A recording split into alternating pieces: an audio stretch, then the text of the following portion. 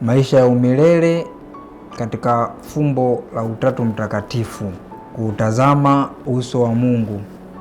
Katika kipindi cha Kwaresima ambacho tupo, kanisa linatuletea vifungu mbalimbali vya maandiko matakatifu kutuletea ama kutuzamisha katika uelewa na tafakari juu ya fumbo kuu la Pasaka, yaani mateso, kifo na ufufuko wa Bwana wetu Yesu Kristo. Kama ilivyokuwa katika Dominika ya kwanza ya kipindi hiki cha Kwaresima, tulisikiliza simulizi la majaribu ya Yesu jangwani. Katika Dominika ya pili, alkadhalika, kanisa linatuletea fumbo la Yesu kugeuka sura, almaarufu kama transfiguration. Na fundisho hili ama simulizi hili la Yesu kugeuka sura linajitokeza au tunaliadhimishaga katika Dominika ya pili ya kipindi cha Kwaresima katika miaka yote mitatu, mwaka A, mwaka B na mwaka C wa kanisa katika kipindi cha Kwaresima. Simulizi hili la Yesu kugeuka sura ni mojawapo ya mafumbo ya Rozari takatifu, mafumbo ya mwanga ambayo yalikuja kuongezwa baadaye na Baba Mtakatifu Yohane Paulo wa pili katika waraka wake Rosarium Virginis Mariae mwaka 2002. Kwa nini Yesu anawachagua mitume watatu, Petro, Yohane na Yakobo? Swali jingine, ili tukio la Yesu kugeuka sura lilikuwa lina maana gani au linamaanisha nini?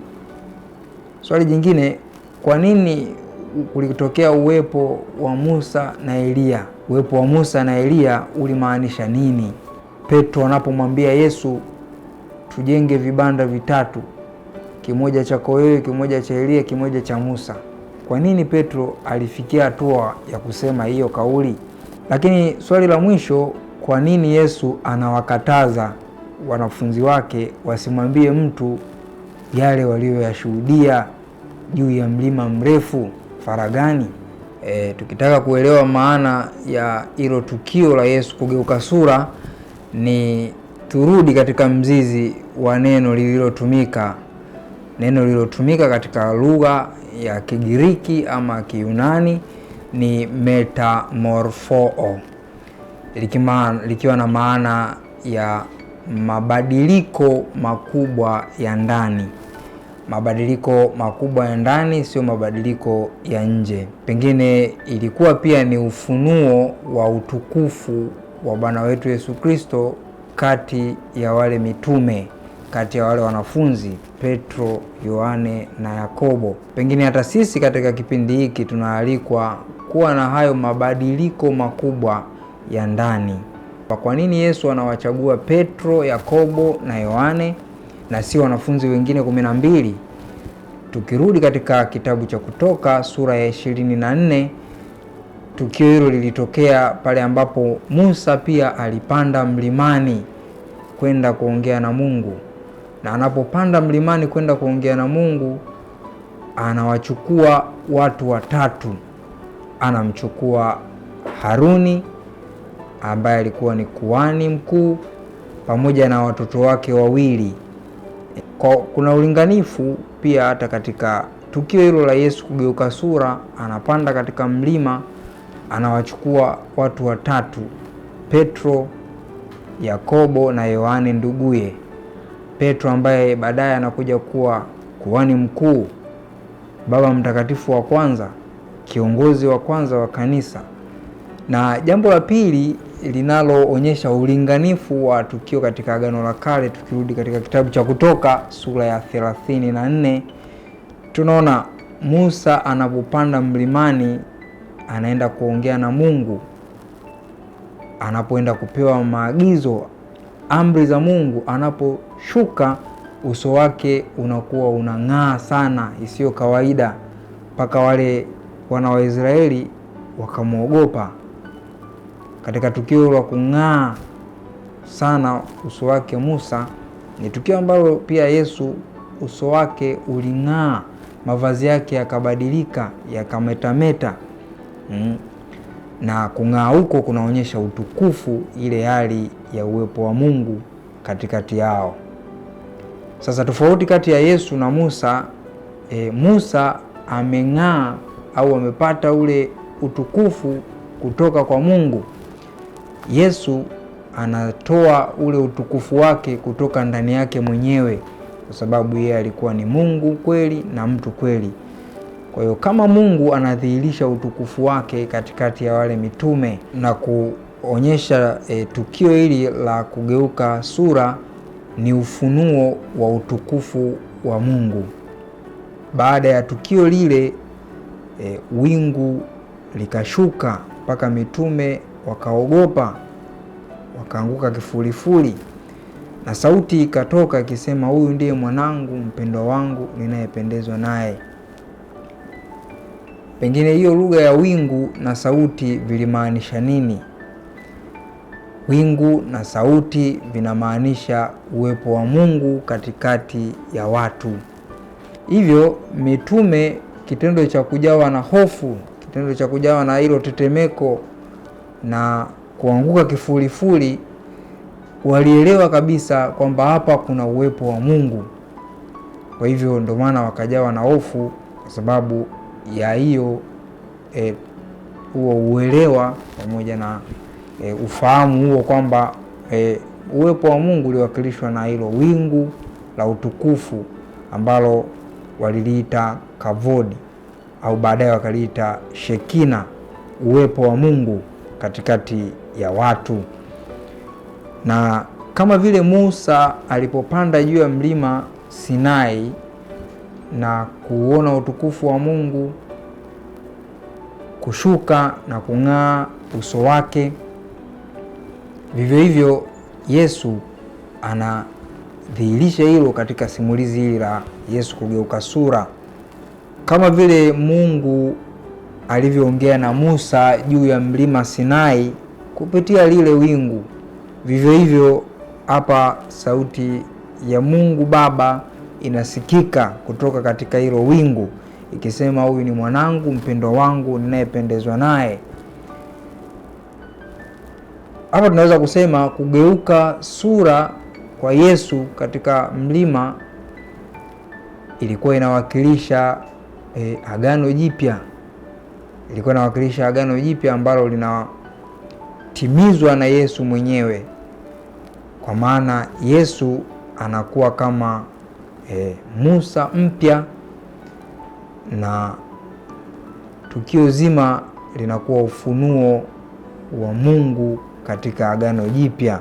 Kwa nini Musa na Elia wanatokea katika hili simulizi la Yesu kugeuka sura? Musa na Elia wanatokea kwa sababu tunaona kuna mahusiano na uhusiano wa moja kwa moja unaofanana kati ya Musa na Elia katika agano la kale. Musa tumekusha kuona, lakini Elia tunaposoma katika kitabu cha kwanza cha Wafalme sura ya 19 tunaona Elia anapanda juu ya mlima Horebu. Katika mlima Horebu anakutana na Mungu, anamsikia Mungu katika sauti ya utulivu, katika sauti ya upole. Mungu anajifunua kwake. Na hivyo Musa na Elia wanaonekana katika wingu pamoja na Yesu ndani ya simulizi hili la kugeuka sura ama fumbo la kugeuka sura. Uwepo wa Musa na Elia katika simulizi hili la Yesu kugeuka sura, tunapata kuelewa kwamba Musa na Elia wanawakilisha vile vitabu viwili vikubwa katika agano la kale. Kitabu cha Musa kikiwakilisha vitabu vya Torati ama vitabu vya sheria, na Elia anawakilisha manabii. Kwa hiyo katika uwepo wao inaonyesha ukamilifu kati ya agano la kale na agano jipya. Yote hayo yanakamilishana katika uwepo wao wawili, Musa na Elia. Kwa hiyo katika uwepo huo wa Musa na Elia katikati ya Yesu na mitume hawa wanashuhudia wakiwa katika utukufu pamoja na Yesu, ni kile ambacho tunakifanya kuwaomba watakatifu watuombee, wao ambao wamefikia maisha ya umilele, wakituombea kila siku ili sisi nasi tuweze tukayafikia maisha hayo.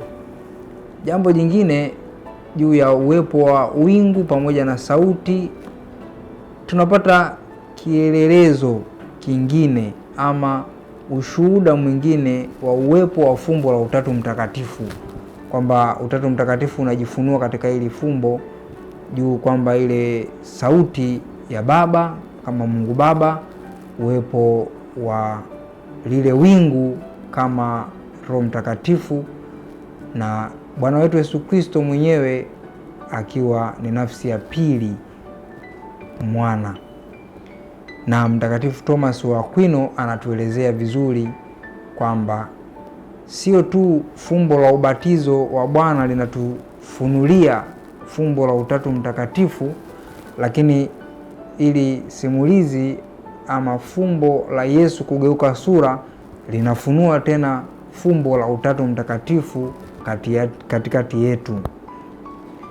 Na hivyo tunaalikwa kuzama katika tafakari ya kutambua kwamba maisha ya umilele ndani ya Utatu Mtakatifu kwa kutuwezesha kuuona uso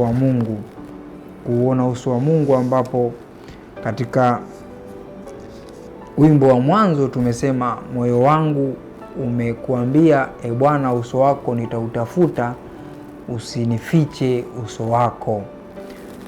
Kwa kumalizia, mitume Petro, Yohane na Yakobo wanaposhuka wanamwambia Yesu, ni vyema sisi kujenga vibanda vitatu, kimoja chako wewe, kimoja cha Elia, kimoja cha Musa.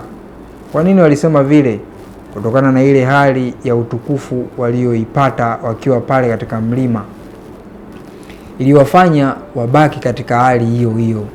Walitamani wabaki katika uwepo wa Mungu, walitamani waendelee kubaki pale pale, kiasi kwamba ikawavutia ile hali ya utukufu wa Mungu. Unapokuwa katika hali ya uwepo wa Mungu, unapojihisi ndani ya nafsi yako upo katika uwepo wa Mungu, inakuwa ni sehemu tulivu. Pengine tunatamani kuwa na hali hiyo ya kuwa katikati ya uwepo wa Mungu, yaani Mungu awe katikati ya maisha yetu, katika kila kitu tunachokifanya. Petro anatamani kubaki na Yesu. Je, wewe unatamani kubaki na Yesu daima katika maisha yako?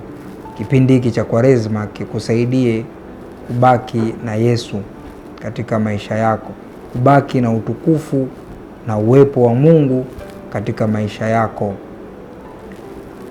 Lakini anawakatalia, anawaambia tushuke chini, na huko msimwambie mtu chochote mlichokiona mpaka pale Mwana wa Adamu atakapofufuka katika wafu. Yesu anawaonjesha tu utukufu ule ambao wataupata baada ya ufufuko. Yesu anawaonjesha hamu ya uwepo wa Mungu, hamu ya maisha ya umilele, hamu ya uso wa Mungu. Hivyo anawaambia bado tunahitaji kukamilisha fumbo la Pasaka, kwa maana ya mateso, kifo na ufufuko. Hatuwezi tukaupata huu utukufu mpaka tukamilishe kwanza mateso ya msalaba. Katika kipindi hiki cha Kwaresma, sadaka yako ni nini?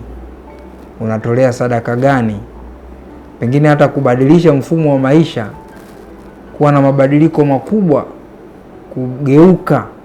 Yesu aligeuka sura, sisi tugeuke mioyo, ambayo kwa kugeuka huko mioyo tutaweza kuona ule utukufu wa Mungu katika maisha yetu ya hapa duniani na baadaye mbinguni. Tumsifu Yesu Kristo. Nikutakie Dominika njema.